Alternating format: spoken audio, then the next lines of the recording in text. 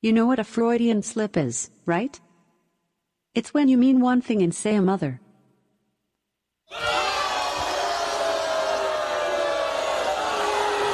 Sorry, I'm not sure. You're listening to Weird Medicine with Dr. Steve on the Riotcast Network, riotcast.com. I need some touching.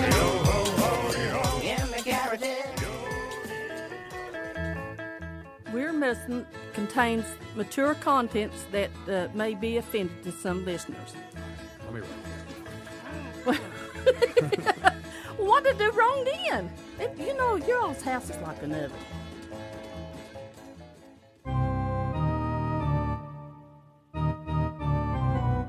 I've got diphtheria crushing my esophagus. I've got Ebola virus dripping from my nose. I've got the leprosy of the heart valve, exacerbating my incredible woes. I want to take my brain now and blast it with the wave, an ultrasonic, echographic, and a pulsating shave. I want a magic pill for all my ailments, the health equivalent to Citizen Kane. And if I don't get it now in a tablet, I think I'm doomed and I'll have to go insane. I want a requiem for my disease, so I'm paging Dr. Steve. Dr. Steve! It's Weird Medicine, the first and still only uncensored medical show in the history of broadcast radio, now a podcast. I'm Dr. Steve with my little pal, Dr. Scott, the traditional Chinese medical practitioner who keeps the alternative medicine wackos at bay. Hello, Dr. Scott. Hey, Dr. Steve. I have also called them alternative medicine assholes, but not all of them are assholes. Many of them are wackos, however. And she who will do most anything for a glass of expensive wine, which Derek is getting ready to find out. It's Lady Derek Diagnosis. Hey, Dr. Steve. And we also have in the waiting room our new friend. Can I say your whole name, or just you want me? Derek Johns from White Pine, Tennessee. Hello.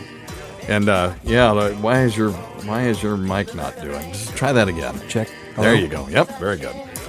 And he just wanted to come watch us do this and he's nervous. That's the hilarious thing. Nervous to watch. Did you tell him I don't blame him. He was supposed to bring beer and food. I know. Where's our snacks? Yeah, actually, that needs to be a requirement, doesn't it? Yes, it does. Yes. I've got a muffin in the truck. You can have it. Thank you. This is a show for people who've never listened to a medical show on the radio or the internet. If you've got a question you're embarrassed to take to your regular medical provider, if you can't find an answer anywhere else, give us a call. 347-766-4323. That's 347. Pooh-head. You're listening to us live. The number is 754-227-3647. That's 754. Bare nip. Or 754 double deuce penis, as P.A. John used to love to say.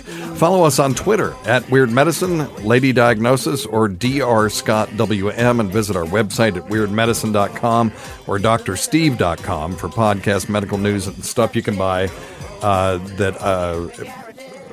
go to our merchandise store at cafepress.com/weirdmedicine. For a second there, I thought I was on Sirius XM and can't mention that. Most importantly, we're not your medical providers. Take everything you hear with a grain of salt. Don't act on anything you hear on the show without talking it over with your doctor, nurse practitioner, physician assistant, pharmacist, chiropractor, acupuncturist, yoga master, physical therapist, or whatever. Sommelier. Right. You're sommelier. Mm-hmm. And can a beer sommelier truly be a sommelier? I didn't know there was such a thing. Well, I've seen people say, well, I'm a beer sommelier, and I don't think that's Haven't heard that. I think there's like a word for that other than sommelier. Yeah, let's find out what it is. What is a beer? Alexa,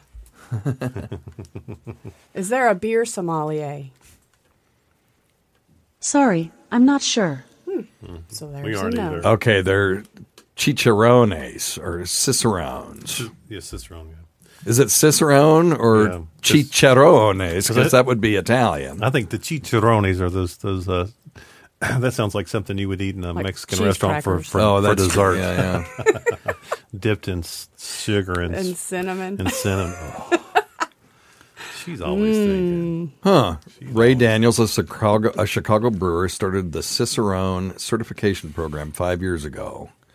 And he did so for a very simple reason: bad beer. Oh. There you go. Well, we need to get P.A. John to get his people to be master cicerones. Mm-hmm. But they need to pronounce it chicharrones. Yes. That sounds much more sexy. It does sound sexy. Yeah.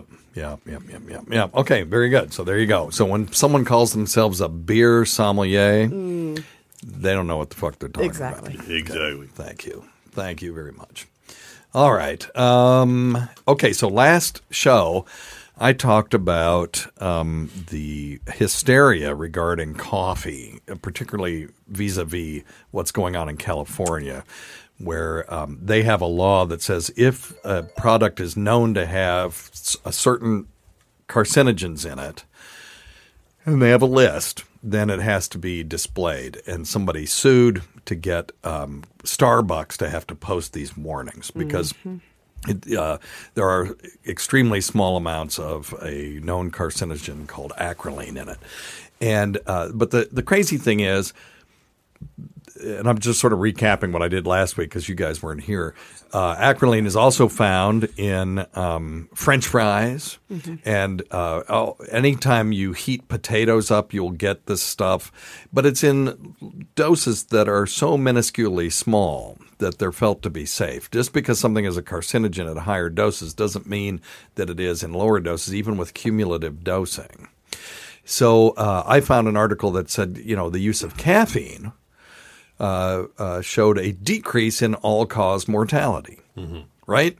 But I didn't have one for coffee. And I said I would like to find one that just talks about coffee and mortality. So I found one, and here it is. Give yourself a bill. I'm giving it to myself. Good boy. This is from Public Health Nutrition 2015, and it is called The Association of Coffee Drinking with All-Cause Mortality, a Systematic Review and Meta-Analysis. So a systematic review is when you go through and find every freaking article you can find. And then the meta-analysis where you take all the data that can be compared and pool it together to get a more strong result, right? So you're taking a bunch of little studies and making it into one big study.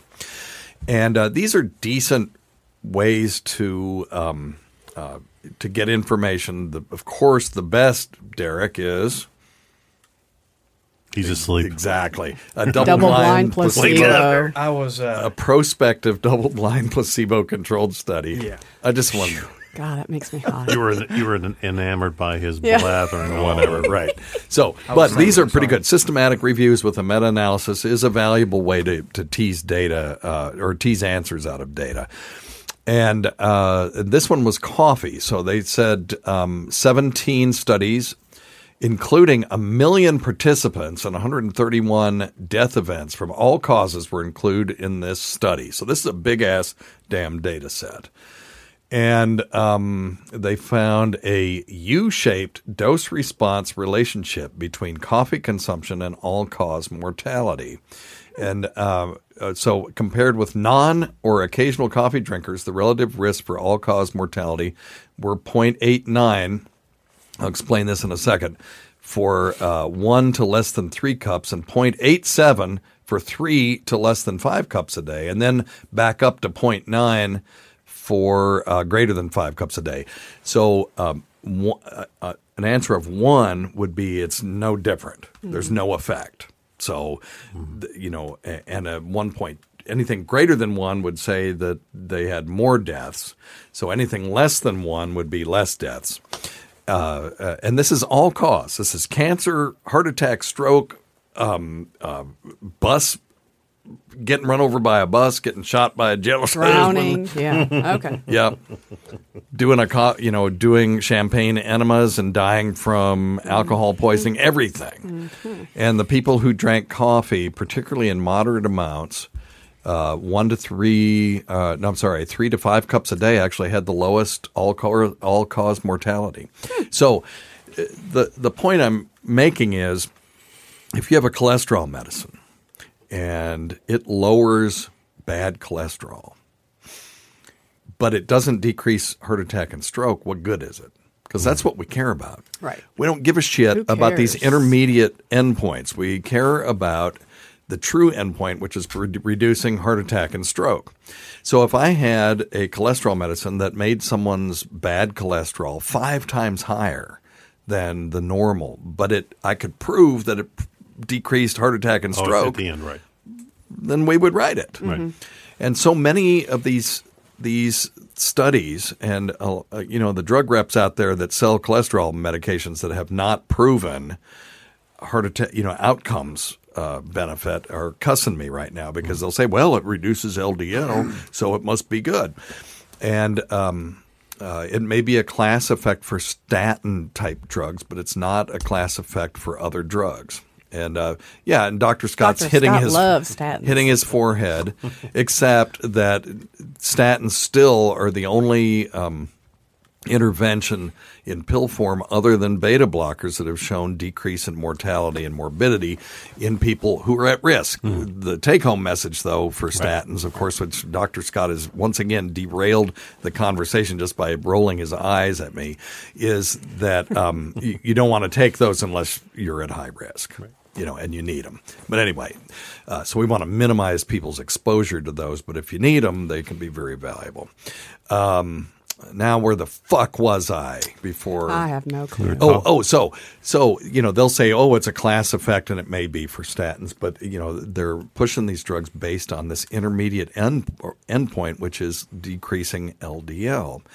And it's the same thing with this acrolein business. Yeah, it's in there. Well, maybe in small doses, it's fucking good for you because these people who drink coffee have a decreased risk of dying. Right. So I don't see the benefit of the warning label. It's just going to hurt. Starbucks big, but it's going to hurt the mom and pop stores that sell coffee if they've got to put these warnings up. It doesn't make medical sense to me but they're following the law. And so the problem is probably with the law that if there's any trace amounts of a carcinogen, you have to post it. That's probably the problem. You found what? Needs to be clinically relevant. What were you going to say, Scott? I was just going to add to that. I have seen research where we're drinking at least 3 cups of coffee a day lowers the risk of liver cancer up to 40%. That's interesting, isn't it? Yeah. So this is all cause. That would include liver cancer. Specifically, yeah. There are some other studies that show an increased risk with hot liquids of esophageal trouble, including cancer. And that may just be from the trauma, from the heat. And it's all hot liquids. Which would be similar to smoking, just inhaling the hot smoke is I wonder if the heat from smoking is carcinogenic in and of itself. That'd be an interesting question. I know the tar certainly is. But you would think that heat over and over and over would eventually be carcinogenic. I don't know. I'm throwing it out there. Yeah. I don't know. When I used to smoke, I don't remember getting a lot of heat in my lungs. Boy, you get that nice full feeling of smoke though when your lungs. Oh God! You get some heat on your little penis when you drop the ashes. Oh, that is true. That is true. And I caught the pejorative adjective that you used as well. But now, if you're flicking between your legs and you burn your dick, why are you smoking naked? Well, he was sitting on the pot taking a dump and smoking. Yeah, every day I would sit and I would smoke 2 on the pot every morning before I took my shower. And I would flick between my legs and I would burn the top of my. Have you not ever heard this show? I must have told that story 1,000 times. Yep. Anytime we talk about smoking. I know that story. Anyway, she just tunes me out. Yeah, Derek knows it. She's known us long enough to tune us both out. I'm pretty sure.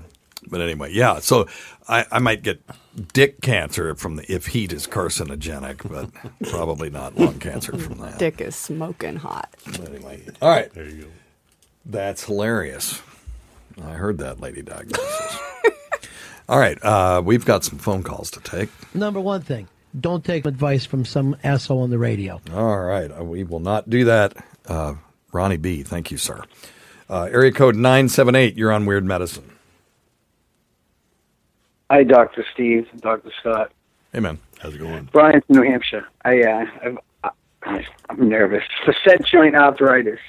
And a lot of people told me to try acupuncture, but I believe as much in that as I do tarot card readings. Well, okay. I don't know.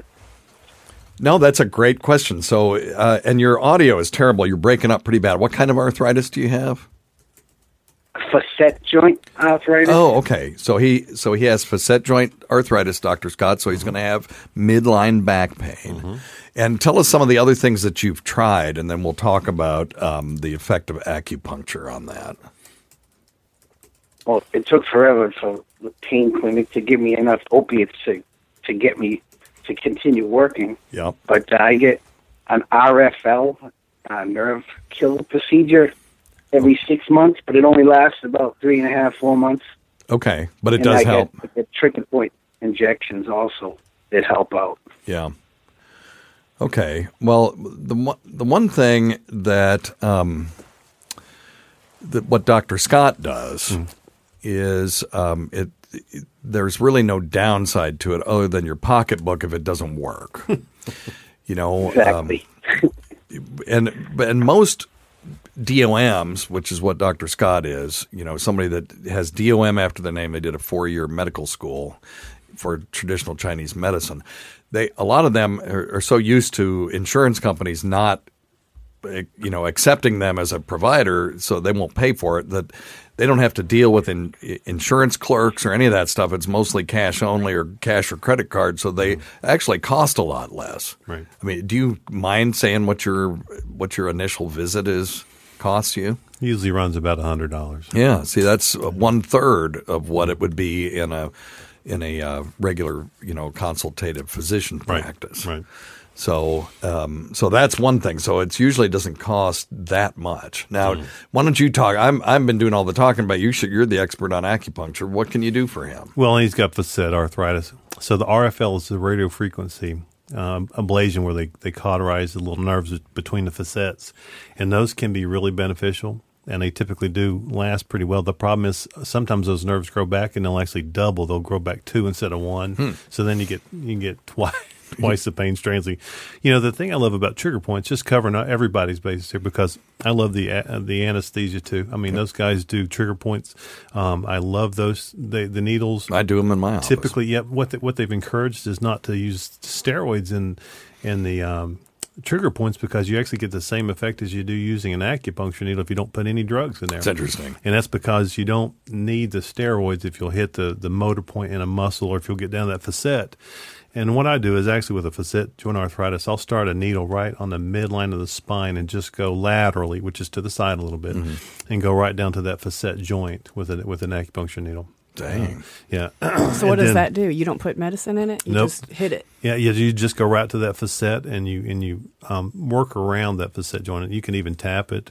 But what that does increases the blood flow. It creates a histaminic response there. So, you know, and acupuncture is only 4,000 or 5,000 years old. So, yeah. You know, there's got to be a little bit of benefit.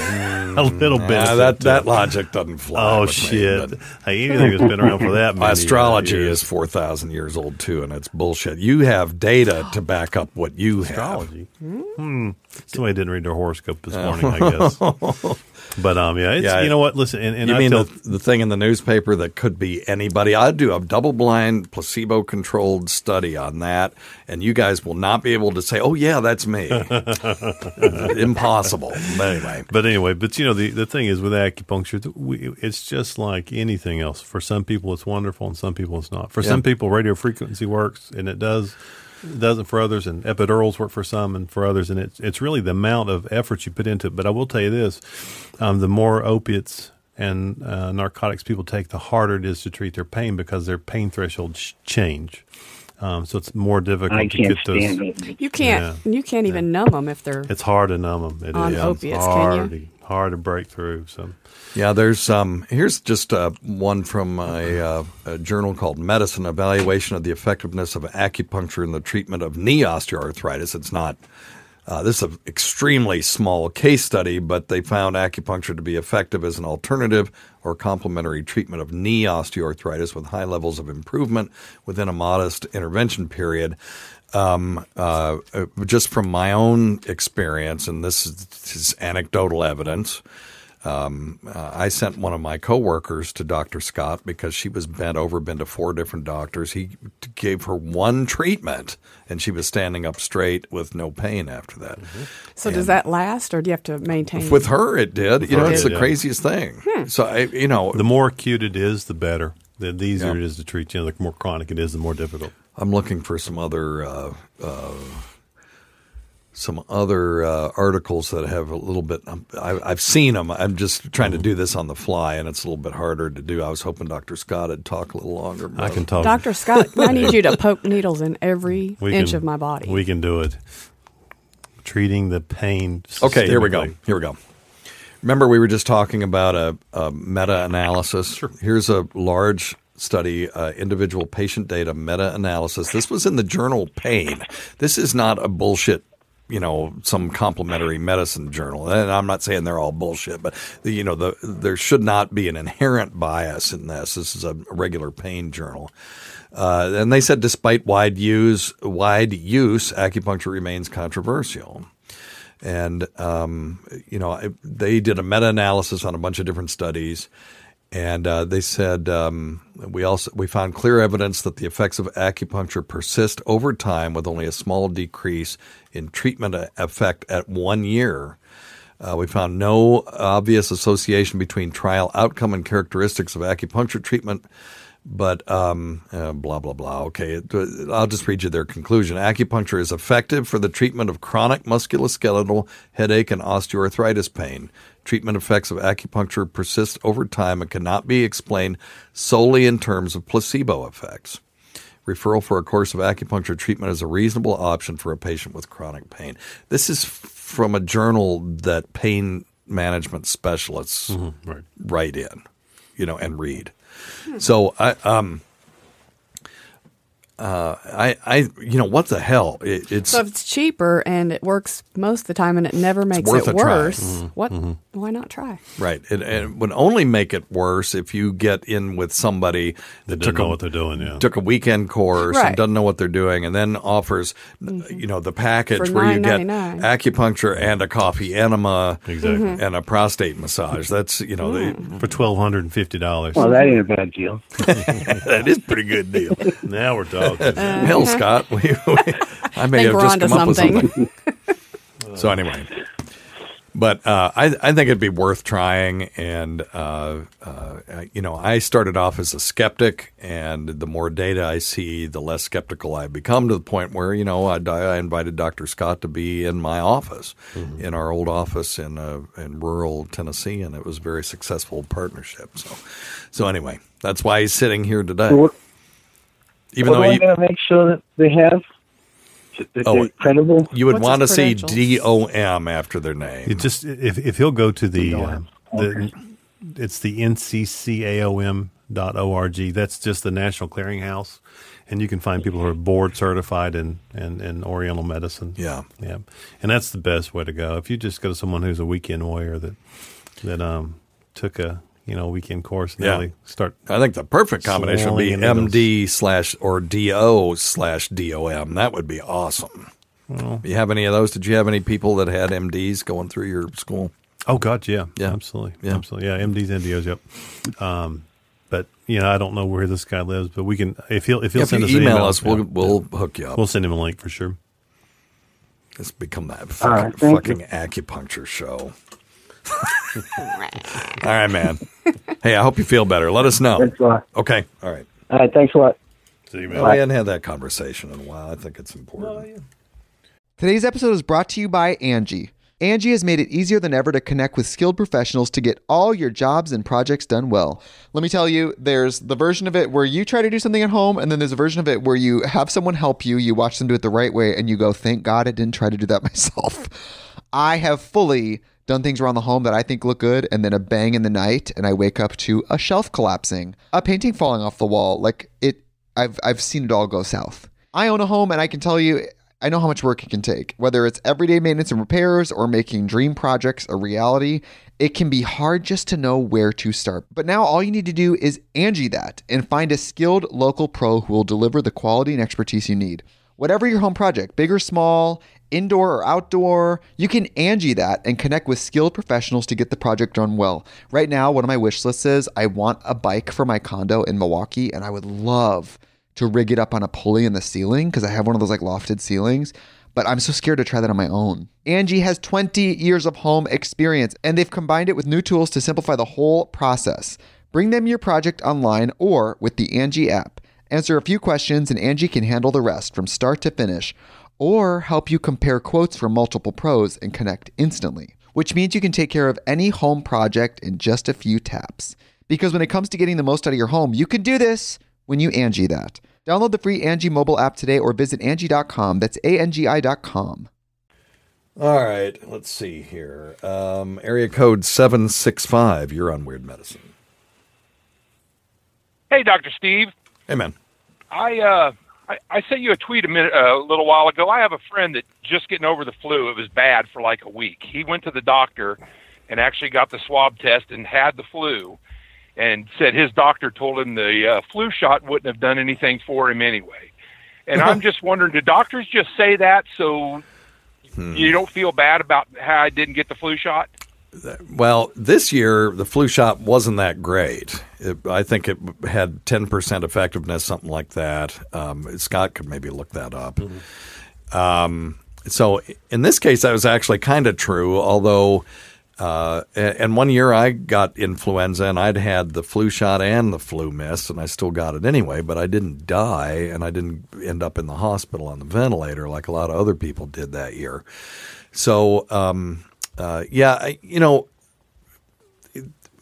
there should not be a sort of general thing where doctors are lying to people just to make them feel better. We're not supposed to do that. So I think in that case they were just being sort of ironic or humorous about it. But in general, we're supposed to tell the truth, no matter how difficult the truth is, because people can't make a decision without being fully informed. And I'll have people come out to me and say, "Oh, don't come in, don't tell Mama she's got cancer because she can't handle it. We don't want you to tell her that." Now, if Mama's got her right mind, she has every right to know. But people have the right to defer decision-making to other people in the family. So in a case like that, I'll go in and say, "Well, now, honey, what kind of person are you? Are you the person that wants to know everything, or are you the person that is okay if your family knows stuff and you don't know and they help you make decisions?" And if she says, "I want to know everything," I am duty-bound to tell her everything. So do you have other examples of where doctors have pulled this shit, or is this just the one that kind of pushed you over the edge? Well, that's the recent one. I had a friend of mine's wife had colon cancer. Okay. And two pack a day smoker. Smoking had nothing to do with your colon cancer. Yeah. And we looked it up, and it's a pretty good risk factor for it. Yeah, smoking's a good risk factor for just about everything, bladder cancer, and even maybe pancreatic cancer. But there are a lot of oncologists that feel the association between smoking and colon cancer is pretty tenuous. So, if I do a death certificate and someone doesn't have emphysema and they don't have lung cancer and they have died of colon cancer, often I will put that smoking wasn't associated with that, because it as far as I know, not a direct association. I'm open to having my mind changed on that. So now I'm going to have to look it up. Let's just look it up and see. More study needed. Yes, more study. Yes, exactly right. Let's go smoking and colon cancer, and we'll see where we're at with that. Because a lot of people who smoke are unhealthy and they don't eat right, and those are also risk factors for colon cancer. So you got to be able to tease out all of that from the data. Let's see here. Healthy living and cancer. No, that's not going to be it. I'm not. Okay, lung cancer patients with synchronous colon cancer. Now that's a whole nother story. Those are people that have colon cancer and lung cancer at the same time. Yeah, I'm not finding anything really outstanding here. I'll look that up some more to make sure I'm not telling people the wrong thing. But what did you find when you looked it up? What did you find? I think they said it was a 12% increase in colon cancer rate. Okay, well, that may be. This says nicotine increases colon cancer cell migration. Now, we know that when people smoke, and they get cancer, a lot of times they'll say, well, I already have cancer. Why should I quit smoking? Well, the tar apparently causes the cancer, but nicotine will promote its growth. Nicotine binds with an enzyme called protein kinase C that is a known tumor growth enhancer. So there still is reason to quit, even if you have already gotten cancer. Let's see here. So this one, colon cancer, cell migration, invasion through epithelia and mesenchymal transition. So what they're concerned about in that case is that smoking may increase metastatic colon cancer. In other words, allowing the cells to get away from the tumor and migrate to somewhere else. So I'll keep looking at that. That's interesting, but I'm not seeing just, something just bound, and I know it sounds like I'm just defending doctors because both instances you gave, I had a good excuse, and that's not my usual MO because I think a lot of my colleagues are pretty piss poor at bedside manner and explaining things and those kinds of things. But these are two examples I could say, well, I could see why they said it. May not be technically on a 100% correct, but on another quick note, I talked to you or tweeted back and forth with you a month or so ago. I'm on the keto diet and I have the screaming shits. It's terrible. Yeah. I don't go for 2 or 3 days and then it's terrible. Yep. And it's been 3 months now and it's not standardized, and I eat a lot of cauliflower and salads and spinach and stuff, but it doesn't seem to do any good. Boy, when it hits, you better be ready to go. Yeah, we've had other people call about that. Most people will get constipated on the keto diet, but there are a few people that can't digest certain sugars in things like cauliflower and broccoli and green leafy vegetables. And for them, we recommend taking this stuff called Beano. It's over the counter, BEANO, and it allows you to digest certain sugars that you otherwise couldn't digest. And when you have undigestible sugars in your gut, a couple of things happen. There may be bacteria that can digest them, and then they'll make gas. So, the byproduct from bacterial fermentation is all kinds of different noxious gases, including hydrogen sulfide, which is what makes your flatus, it's so fragrant. And then the other thing that'll happen is you've got these little molecules running around in your colon. What are they going to do? They're going to draw water in through osmosis, and so now you're going to have diarrhea. So try getting some Beano and taking it before you eat and see if that fixes that, because go ahead, Scott. Quick question though, do you still have a gallbladder? Yes. Okay, good. Oh, well, that's the only other thing. Well, because you know what, if he doesn't have a gallbladder, people get those dumping syndromes. Yep. Well, GVAC had that. Yep. And that may or may not be a part of it. It was just right. Simple question. And really, that's post-cholecystectomy syndrome. So those people have trouble. Different than dumping, sure. A little bit different than dumping syndrome, but the end result is the same. You just get all of a sudden massive shits. Yes. Shit like a goose. Yeah, they're nice. Hey, the other thing, Dr. Steve, is I wonder if in addition to the Beano, if that Pepogest or that IV Guard might help keep the inflammation out of his bowel. Yeah, maybe. Possibly, The other thing is you could be getting constipated, and then when that plug of hard turd gets let loose, you've got all this liquid fecal matter behind it, in which case the thing that would help that the most would be Citrusol.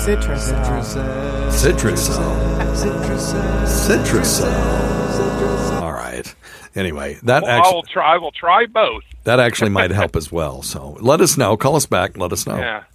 And any change in bowel any change in bowel habits that goes on for more than a week or two, if it doesn't resolve completely, needs to be evaluated. And it's, how old are you? 57. Okay. Have you ever had a colonoscopy? Yes, I have. Okay. I was fine. Okay. How long ago was it? 3 years ago, 4 years ago. Yeah, you should be okay. I'd still report it to your primary care so that they know. But okay, I'm going in here pretty soon. So. Okay, sounds good. All right, buddy. All right, thanks. All right, let us know. All right, I will. Okay. Let's see here. And we had one that hung up. It was from area code 865. Let's just call them back, see if they'll answer. You want to? Yeah. Say, why'd you hang up on me? Asshole. Oh, no, don't say that now. That's Lady just joking. Diagnosis. Hey, why'd you hang up? Well, yes, I had an incoming call. We're just messing with Sorry. you. No, I'm just messing with you. It's Dr. Steve. You still want to be on the air? Sure, that's fine. I'm sitting here playing with a Vibraflex, so why not? All right, what you got? False positive test results and stuff. How come the doctor just can't tell you if it's very simple or not as far as what your tests are? You know, like you tested positive, yay! Well, that's wrong. Right. And then they tell you, well, we made a mistake. You were not positive. Can you give us the context? First off, let me just say this. Doctors need to quit saying fucking positive and negative because patients think of positive and negative in exactly the opposite way that we do. If you have a negative balance in your on your checking statement, that's bad. If you have a negative attitude, that's bad. If your HIV test is negative, that's good. So we should say normal and abnormal. That's first. Yes, stop please. saying positive and negative. All the medical students that are listening out there, stop it. Normal and abnormal. Okay, so what's the context of your question? What kind of thing did they tell you, and then what was the consequence of it? It was my mother-in-law. She was all excited because they called and told her that she tested. Oh, no, we just lost him. Are you there? Oh, for God's sake, let me call him back. I want to hear this. Where'd he go? Okay. Da, da, da, da, da. You're hanging up on me now. No. You disappeared. Okay, so your mother-in-law, they called up and told her what? That's where you cut out. Okay. Then she tested positive for the flu. So she thought, yay, that positive means it's good. I don't have it. Oh, gotcha. And, no, that means that you do have it. Right. Yeah, just exactly what I was talking about.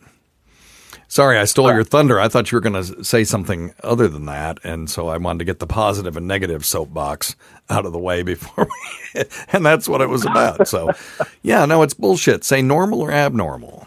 Or, yes, or how about you have the flu? You have the flu. Yes. That's too easy. Right. Again, We're an positive intermediate you have the flu. endpoint. Your test was positive. That's not what we're interested in. Do I have the flu or not? Right. Ugh. Yeah, so she was all excited. And all excited, and then they told the wife, crap. They set her up and knocked her down. So they didn't elaborate. Yeah. They just said you were positive for the flu, and then they hung up, and then she went and called your wife and said, hey, I don't have it, because they said my test was positive. Yeah, they called left her voicemail. Oh my God.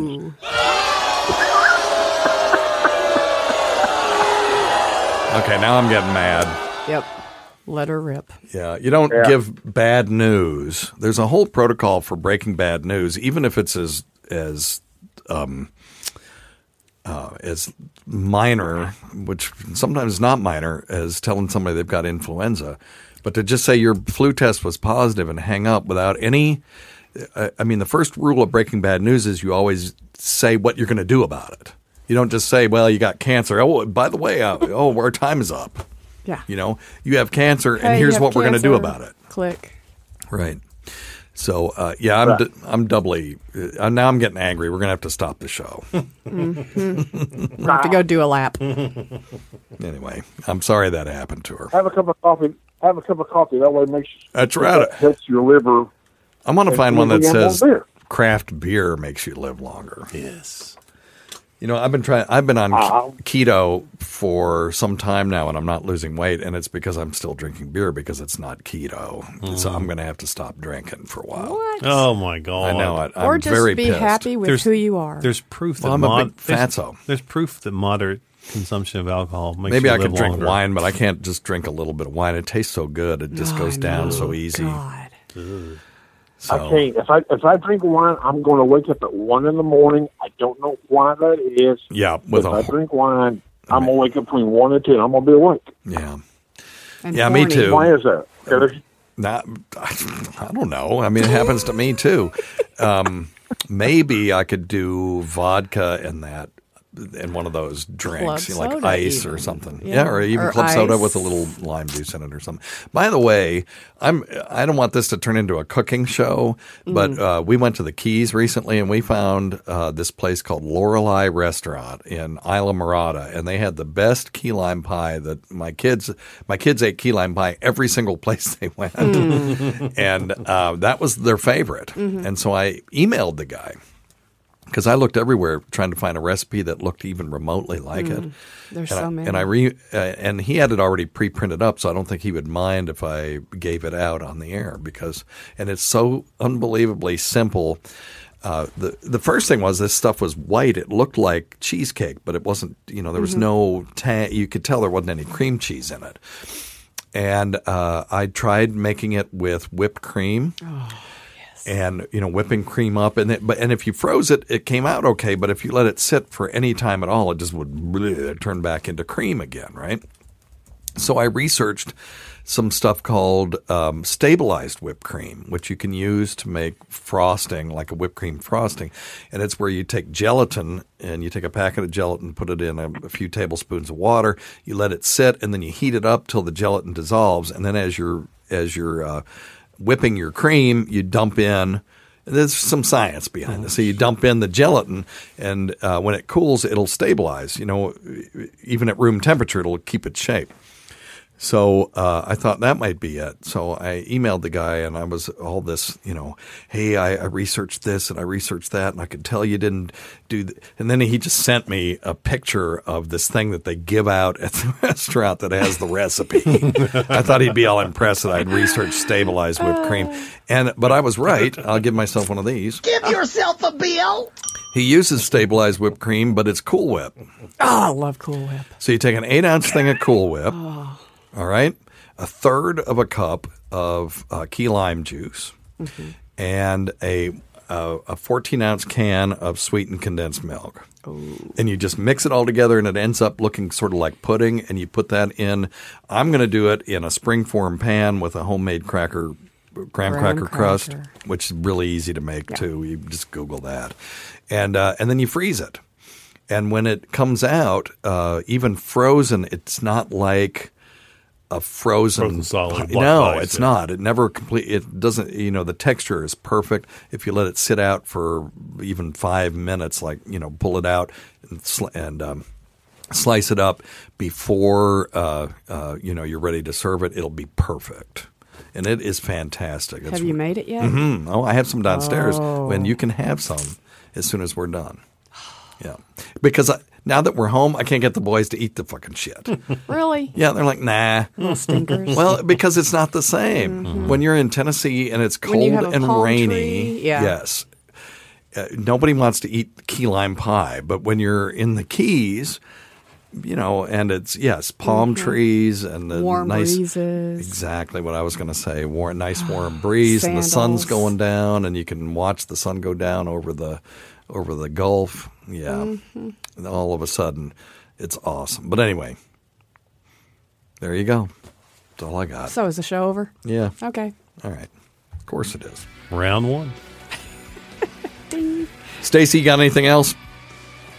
That's it, man. That's it. That's all good. I appreciate it. All right, buddy. Hey, don't forget Vic Henley, your old buddy, coming August 2nd to the Allendale Amphitheater in a town called Kingsport, Tennessee, not too far from the Weird Medicine Studios. So we'll. I've already promised to bring him moonshine. So yep. Oh shit! I'll give him moonshine. I got all kinds of day. I got moonshine I made. Moonshine? Yes. Oh.